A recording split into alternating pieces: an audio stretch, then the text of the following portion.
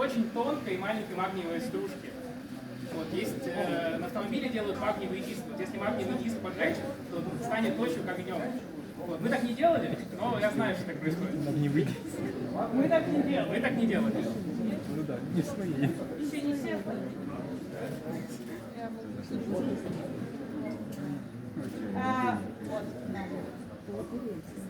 А еще... Очень сложно потом убирать. Да, и Егора очень сильно красится.